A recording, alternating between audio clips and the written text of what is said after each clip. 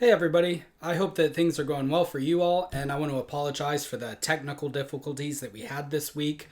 But better late than never, this lecture is up, and like I said on our Canvas page, since I was a little late in getting this one up, feel free to take a couple extra days yourselves to respond to the discussion question prompts and things like that. Just because I think it's fair that I took a little bit of extra time this week, so you should get a little bit of extra time as well. I'm about halfway through grading everybody's first essay, the summary assignment, and so far I'm liking what I'm seeing. You've all done a really good job on those, and I'll return those to you with my comments pretty soon when I have them all finished, so be looking for those. And let me see, is there any other announcements I need to make? I don't think so at this point in time. For those of you who have been keeping up with the discussion questions on Canvas, I appreciate those. I appreciate the substantive responses, and if you haven't been keeping up with those, just keep in mind that those are graded. Your responses to the discussion questions will be worth total a good sum of your final grade in this class. So missing one or two, it's not that big of a deal, but if you miss a bunch of them, you're gonna see it start to affect your grade. So just be mindful of that. But like I said, overall, they've been really good, really thoughtful, and I am appreciative of those. So, what I want to talk about today, since we're moving out from talking about pre-reading strategies and pre-reading techniques into critical reading officially, is the idea of being able to classify any written work according to its genre. Mortimer Adler, in the excerpt from the book that I posted for you to read on our Canvas page, calls this pigeonholing a book, which is essentially saying that you pick up the book and you know what sort of a book it is before you read it. So you can go into it sort of on the same page as the author. Because otherwise, hilarious or not so hilarious misunderstandings can happen where you think you're reading one sort of work, but really you're reading another, and you miss the whole point of the text that way. The whole thesis. So hopefully you did get a chance to read that Adler essay. It's not really an essay, it's a chapter out of the book that I had on our syllabus as recommended reading, but not required reading, because we're covering a lot of what it talks about here in class. But again, if you want to read that book, I recommend it. It's called How to Read a Book by Mortimer Adler. And that's a chapter from that book where he talks about this idea of classifying a text. I keep saying text even though Adler uses the word book, because in this class we're talking about all sorts of written works, books, essays, articles, anything. So Adler gives us categories in that chapter, and he sort of tries to sum up all the different sorts of writing that there are. And the initial two categories are fiction and expository, or we could also say fiction and nonfiction. And roughly all sort of writing falls into one of those two categories. So for fiction, he further subdivides it and says that there can be novels, there can be plays, there can be epics like Beowulf or the Iliad and the Odyssey or Paradise Lost, which are long poems, or lyric, which is most forms of poetry and things of that nature. And expository or nonfiction can be either practical, that's to say, think about manuals, guidebooks, or essays on ethics, or another subdivision of expository writing could be theoretical. And you could classify as theoretical works anything having to do with history, science, or philosophy. So keep those categories in mind, and not just this week, but in future weeks, think about what sort of genre the essays we're reading fall into. Most of them are going to be expository in nature. There aren't too many works of complete fiction in our 50 Essays anthology.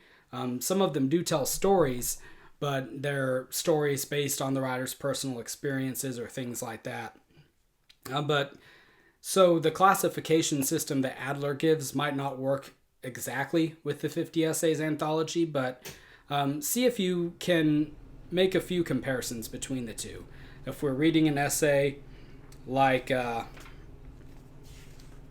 Ways We Lie by Stephanie Erickson, she's talking about the different sorts of lies that people tell, which ones are worse than other ones.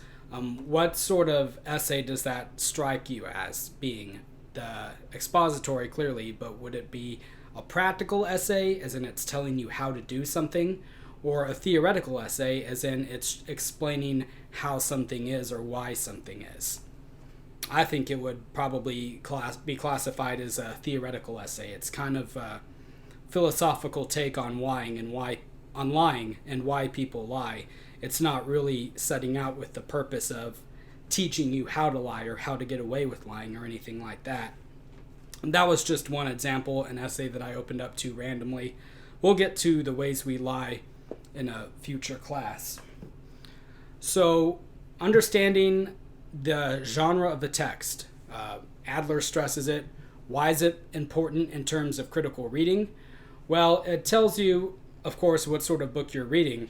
And again, you need to know that at least in broad strokes before you start out reading it. Because, for example, if you read a work of satire and take it seriously, you can have a big misunderstanding occur in terms of what the author's actually trying to say.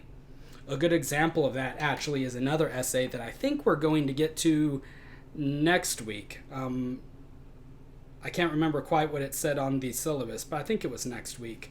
And that was, if I can find it here real quick, A Modest Proposal by Jonathan Swift.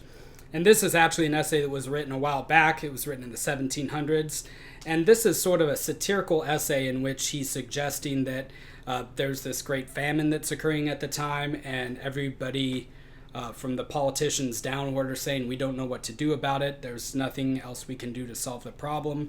And frustrated by the politicians' lack of initiative in terms of coming up with a plan, Swift makes a modest proposal, which is that, hey, people are starving, eat the babies, eat the children. And better than that, you can actually sell your own children as meat to other people for money for yourself and for your family.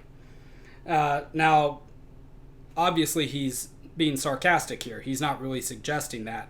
He's pointing to the fact that there are other things people could be doing to alleviate this hunger during this famine, but they're not doing it. And so he's going to propose something radical and say, you're really saying that there's nothing else to do, so we might as well just eat the babies.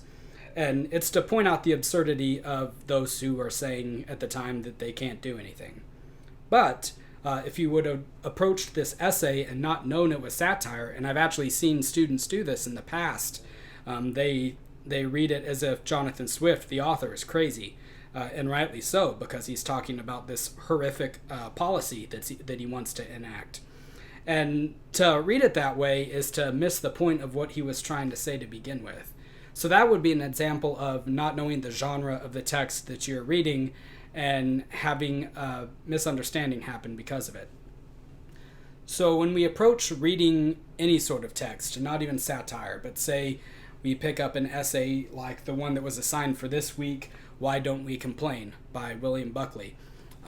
We look at it and we read it and say that there's a part of it that you don't understand.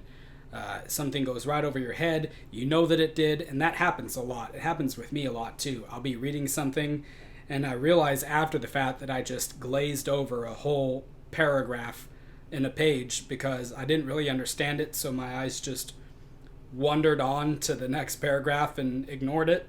And it's annoying when you realize that, because then you want to go back and reread it, and maybe it doesn't make any more sense the second time either. But when that happens, there's a failure to communicate essentially happening between you and the author that you're reading. Again, picturing reading as if it's a conversation between you and the author in person, not just you reading a text. So if something's out of place, or seems out of place while you're reading, it's either your fault, your misunderstanding, or it might be the author's failure to communicate as well. I've seen a lot of people grow frustrated with reading difficult texts.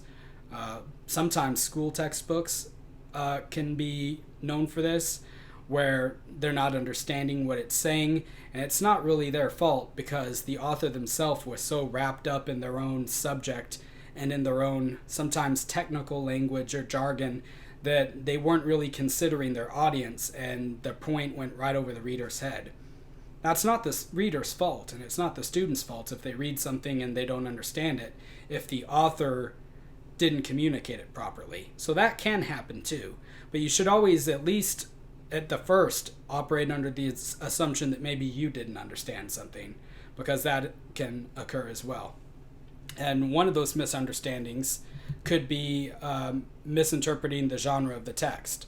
So if you read A Modest Proposal and you're going, something's not quite right here. He's talking about killing babies for profit.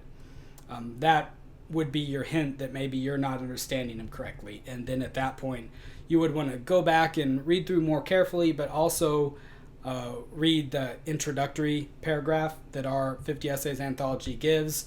Read about his purpose in writing it, what was going on at the time, and then hopefully at the end of that, you would understand things a bit more clearly. But, like I said, it could also be the author's fault. Something could be missing from the essay. Maybe there's a sort of logical leap that they make from point A to point C, and they forget to include a sentence or a paragraph that's point B. The author, when you approach an essay, should be writing everything for a reason. There shouldn't be any extra material or fluff in a well-written essay, just as there shouldn't be anything left out. There shouldn't be any logical leaps that occur either. But sometimes the authors fail to make clear either why a logical leap happened or why something's present in the text. So every part of a good essay or a good book should contribute to the whole in some way. One of my favorite novels, Les Miserables, it's the novel that the musical Les Mis is based on, a French novel by Victor Hugo. It's a really giant novel. It's like 1,000 pages or so. And the reason that it's that long is that Victor Hugo, the author, really liked to go on a bunch of tangents and digressions in the novel. So he's trying to depict 19th century France to his readers, and in order to do that, he's not only telling the story that he wants to tell with his main characters, he's also spending 50 pages or so talking about the sewage system underneath the city of Paris.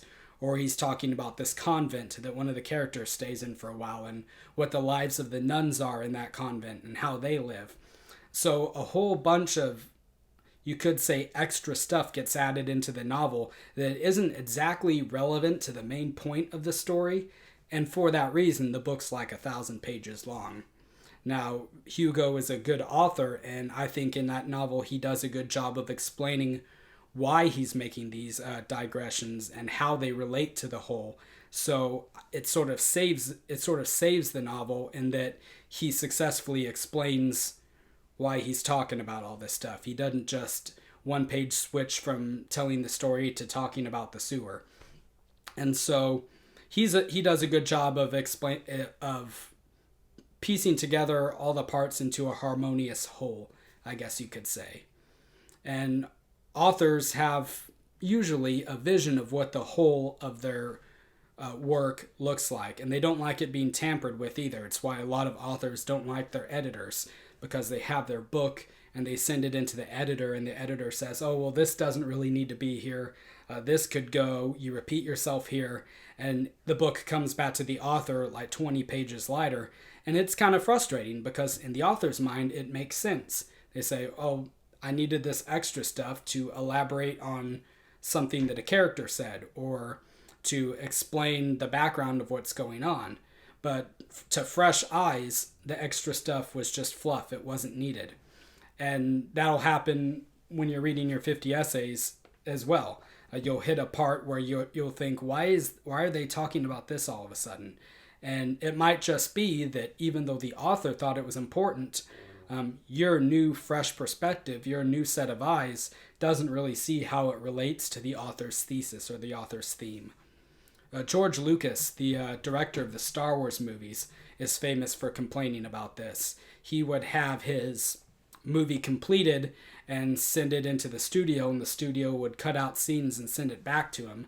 and he described it as having fingers chopped off your child. He said, "This was my child. I made it, and you sent it back to me, mangled and maimed with parts missing. I have my vision, and I want to see that vision whole and intact on the screen." And that's a fair point. It's the artist's work, and by artist I mean authors or filmmakers, whoever's doing some sort of creative work. But at the same time, I do think that they can become too wrapped up in their own project and not consider the audience that's going to be seeing that project or reading it. And so it is helpful to keep in mind that even the best of authors can sometimes forget that they're writing to an audience and leave them behind and go off on their own trails. So when you're reading an essay and you come across one of those passages, it might not be your fault if it's murky or hazy. It might just be that the author didn't communicate what they wanted to say properly. Or it could be, again, kind of circling back, something that you've missed. And when that happens, a good way of finding out whether or not that's on you and whether or not you're misunderstanding a particular part of an essay is to sort of outline the essay as a whole and ask yourself where that particular difficult passage fits into the outline. And I hope that makes sense. So if you're reading the Why Don't We Complain essay and you're on paragraph, 6 or 7, and that whole paragraph seems completely pointless to the rest of the essay that you're reading, what you would start out by asking, okay, what is the main idea or the thesis of this essay? That was something that I asked you to think about when you were writing your summary assignments. Sort of the first step to making sure you understand the writing as a whole is to know what the main idea or what the thesis is. And then once you identify that for yourself, maybe you can underline it or put a star by it, then the rest of the essay sort of shifts itself into its proper place when you're viewing it through the lens of that thesis. So you identify the thesis of the Why Don't We Complain essay and say, okay, so if that's what it's trying to say, how does paragraph 1 contribute to conveying that thesis? How does paragraph 2 contribute to conveying that thesis? And then you run down the paragraphs, and when you reach the one that you got confused on, you ask yourself the same question. I know that the previous 3 paragraphs have been talking about whatever the subject was, so this paragraph is probably trying to talk about the same thing. It's just a little bit more difficult. So you can reread that difficult passage in light of your knowledge of where you're at in the essay and what the essay is trying to say overall. You can even do this at the level of individual sentences too. It doesn't just have to be paragraphs. I kind of just picked that out because it's easier to visualize it that way. And you can also chart the essay. There are different ways to do outlining. Some people like to just have a linear outline, but if you prefer the sort of thought cluster or the bubble chart, you can do that as well. Write down the thesis of the essay in the center bubble, draw a circle around it, and then branch out to the different subcategories or points that the essay is making to support that main thesis. And have in one bubble, here is supporting argument A, and it's found in paragraphs 1 through 3. Here is supporting argument B, and it's found in paragraphs 4 through 6, and so on. So if you're more of a visual learner, if you're somebody who kind of doesn't like having to face long stretches of uninterrupted text, consider this sort of a graphing method of understanding the essay as a whole. Try graphing it. Try doing a bubble graph or some other means that is familiar with you that would allow you to look at the essay from a bird's eye view, see a skeletal sort of outline of it, the scaffolding, I guess you could say. Divide it into as many parts as you can and see how those parts relate to the whole. On that note, which one do we want to do? You know what? Let's, since I was already talking about it, let's work with the Why Don't We Complain essay by William Buckley. And that's on page, let me see, 72, or at least it should be in your 50 essays anthology. You should have already read that essay for this week, but for next week, just as a sort of experiment, go back to it and try to divide that essay into as many parts as you can. And what I mean by that is, first identify which part of the essay is Buckley making his main point, his thesis. And then which parts of the essay are individual arguments supporting that thesis. And what kind of arguments are they? What does he use as evidence? His thesis is, why is that people don't like to complain about things when they're wrong for fear of standing out in the crowd. That people want to conform to the people around them so that they feel safe and they're not stared at. But his point is that people should complain when something's wrong, that they should speak up for what they think is the matter. And so what evidence does he present to support that claim? Is he using statistics? Is he using data? Or is he relying on personal stories, anecdotes? Or is he maybe just reflecting on the topic in a sort of vague, philosophical way? Go through the essay and examine what sort of evidence he's using to support his claim and how many different pieces of evidence he uses. And then next week, I'll do the same thing as well, and we'll see how closely our sort of outlines of that essay line up. This isn't going to be a graded assignment or anything, but it's just an exercise that I'd like you to try on your own. You can write it down on a piece of paper and just hold on to it, and you can see if the outline that I make looks similar to yours. Okay, so I believe that is all I have for this week. Hopefully next week everything will be running smoothly and up on time. Again, I will have your first written assignments, the summaries, graded and back to you soon. As always, let me know if I can be of any help to you, or if you need anything, just email me if you have a question. And yeah, I will see you all next week.